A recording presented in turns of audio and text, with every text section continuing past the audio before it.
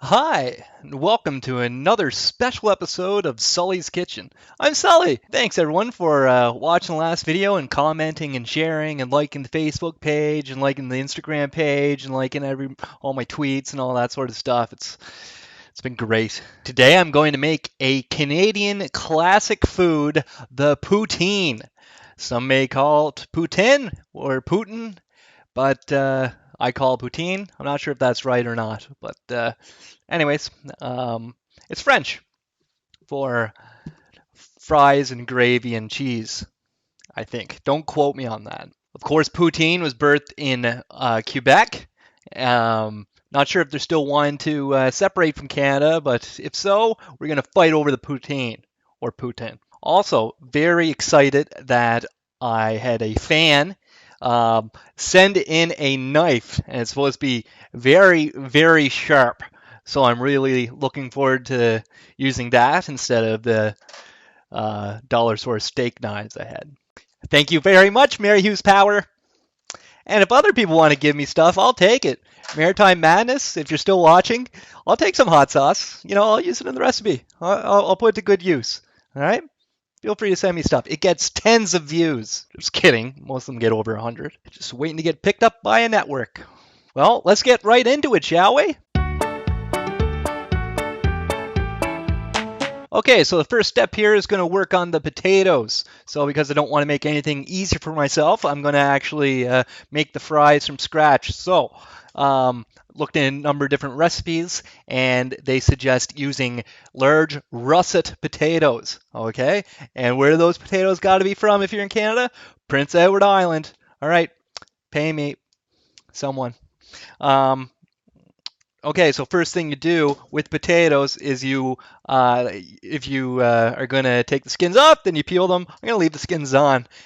So then you got to brush them in water with a little brush. Just use what you can find for a brush. I use my co-producer's brush for cleaning out her juicer.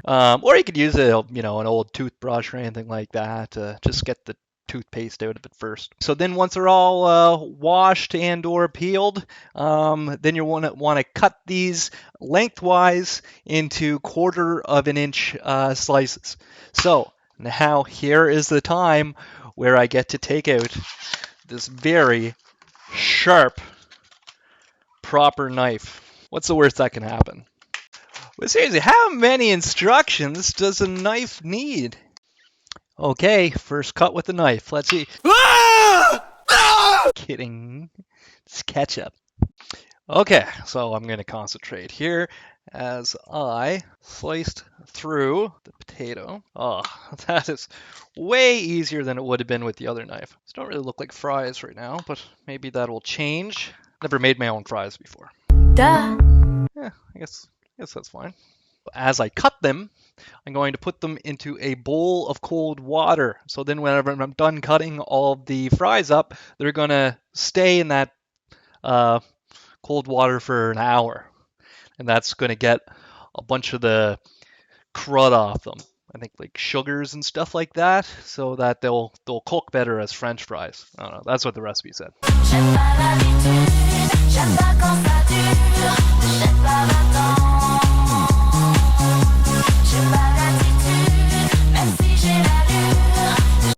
Hey, all you cool cats and kittens! So we waited an hour, and for the potatoes to soak in water to get all the starch and sugar and off. So now I have peanut oil, which is the preferred way to fry fries, I guess. Is in a medium-sized stock pot. That's what it was called. And so that's on medium heat. Now I'm going to drain the water out of the taters. So I give it a little shaky poo. There we go. Back into my purple thing. And then I have a baking sheet here with the paper towel on it. So you're going to want to have a good brand of paper towel to use. Sponsorship opportunity. Raw fries here, and And then I'm going to dry these. I'm going to pat dry them with a paper towel. And get them all dried up before I put them in the peanut oil. I forgot my apron. Come on. All right, so things are going to get moving here. So we got to do the fries in small batches. So don't have a huge deep fry or anything like that.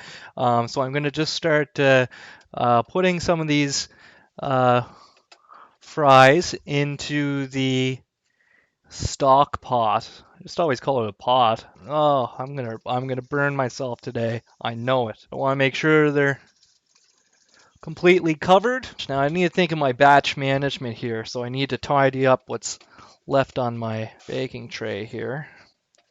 Because I'm going to fry them not just once, but twice, okay? So they're going to be in there for 3 or 4 minutes until they get to like a golden yellow, and then they're going to come out, the next batch goes in, okay? And if it was only doing that, it'd be simple. But I also got to make the gravy, and I need everything to be ready at the same time.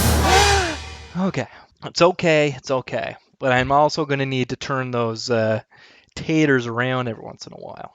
Okay, so I didn't really think through of how I'm going to get the fries that are in the oil out without hurting myself. It says that I should do this with a mesh, what was it? A mesh skimmer. I didn't even know what that is, but I'm going to see if I can do it with this thingy.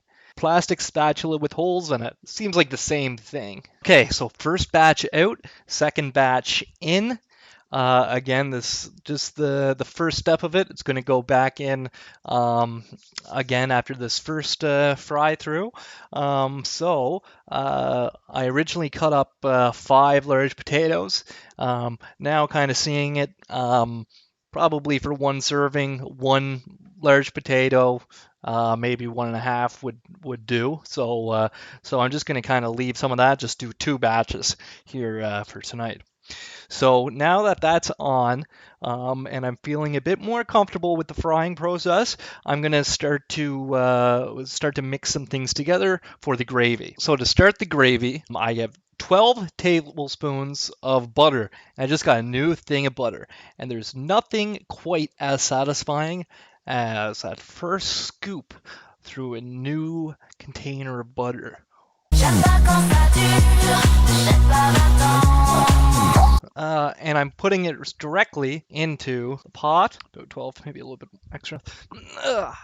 Medium to high heat. I'm going to add a 1/2 cup of gluten-free flour once that butter is melted, and then whisk it all together. Whisk that in. Get a little bit stressful. It's because there's lots of curdling sounds going on. I need to whisk it for 3 minutes. Oh my goodness. It became too stressful to do 2 things at once. So essentially I had to get the second batch of the fries out while I was still whisking. And I only took like a 10-second break from whisking. And this happened. Oh, I just spilled it over the laptop. Used up pretty much all my butter. And now I gotta start over again with the gravy. But at least now the fries are kind of on the pan. They're gonna go in their second little fry there in a little bit. But all right, I'm gonna wash the pot. Start from the top with the gravy. It's gonna be okay. It's all gonna be okay. Okay, take 2 on the gravy.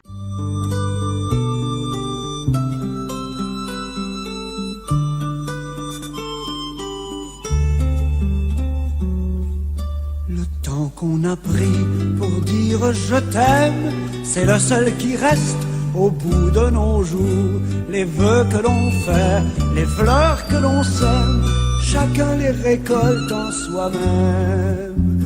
Au beau jardin du temps qui court, gens du pays, c'est votre tour de vous laisser parler d'amour. Here we go. Here's the big moment, the taste test. Does this poutine taste like it came from Quebec? Or is it a meal fit only for Shrek? The fries, I think the fries came through. The cheese is great. I didn't make the cheese, so can't really take credit for it. The gravy though has been it's a bit underwhelming. It's edible. I had to do a lot of work with that gravy to make it kind of feel like gravy. I think the recipe said chicken or beef, stock. I think I should have did chicken and beef stock because the color isn't quite like the gravy that you see around here for poutine. I don't think it's quite a pass. No, but this poutine, I think it teaches some very important life lessons. I'm no poutine expert by any stretch of the imagination, but I'm trying to educate myself.